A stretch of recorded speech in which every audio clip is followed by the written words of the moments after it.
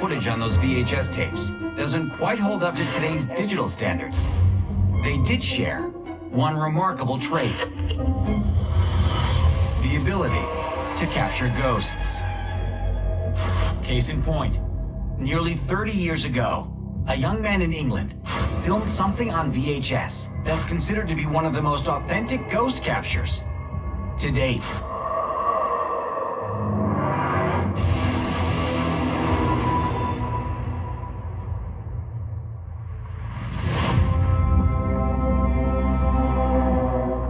(1992), West Yorkshire, England. After a series of strange events, like the sound of footsteps throughout the house, doors closing on their own, and the feeling of being pulled out of bed in the middle of the night, 15-year-old Adam Lawson was convinced that his home was haunted. So he set up his father's video camera on a tripod in various rooms in the house, pressed record, and left. He repeated this over the course of a few months, recording several VHS tapes worth of footage in the process. Then, he sat down to watch them. Now, 28 years later, Adam takes us through his incredible footage.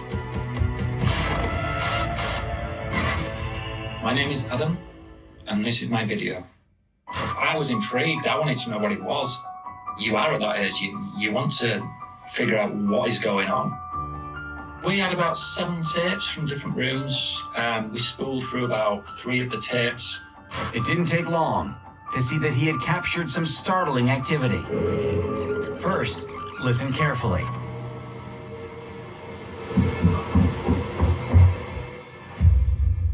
As the sound of loud footsteps can be heard. We got the running up and down the stairs, which was really freaky. That creeps us out. But those sounds pale in comparison to what was captured on a camera that was set up in the hallway just outside of his bedroom door. Watch closely. As a shadowy figure seems to materialize in front of a wicker chair. It moves in and out of the frame. Then, finally, exits through a wall on the left.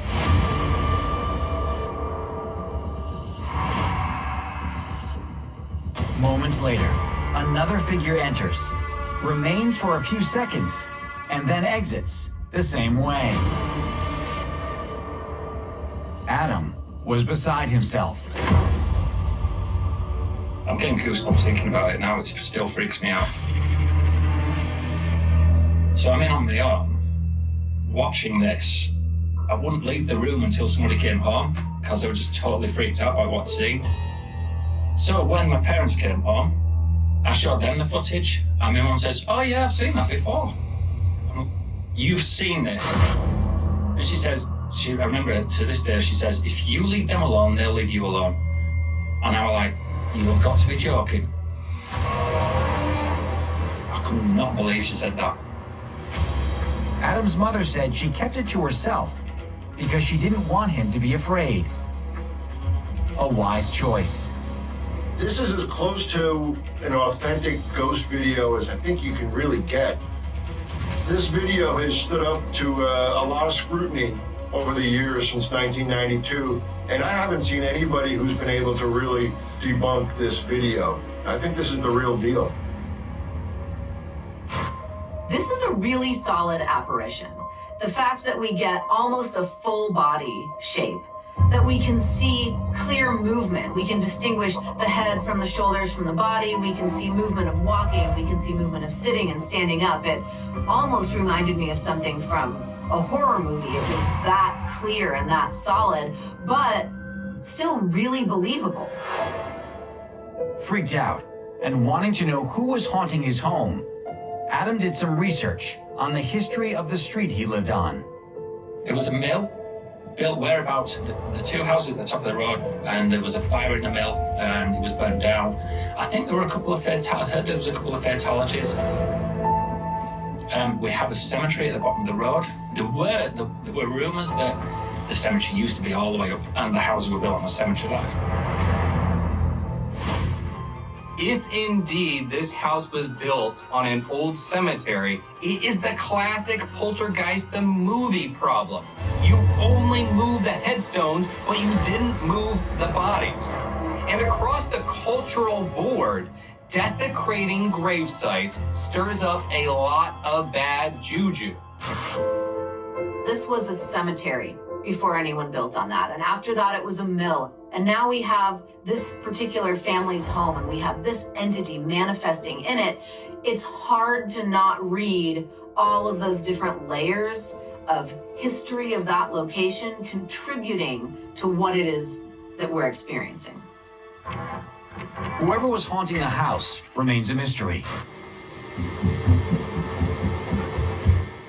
And while Adam no longer lives there, his father still does, and seems to have inadvertently scared off any ghosts. My dad convicted Jehovah's Witnessing back in 1997. And within, I'd say it was about 12 months, it just stopped happening. We weren't really religious people, we didn't go to church, that kind of thing. And he brought religion in and it kind of just disappeared. Regardless, the time he spent living there left a lasting impression. You know, I never believed in ghosts before we moved into the house. Having that experience, it's kind of, it made me a bit more open-minded about everything. I do believe there's something, you know, other than our world. There's like a parallel universe or something like that where ghosts pass on, so it's changed me.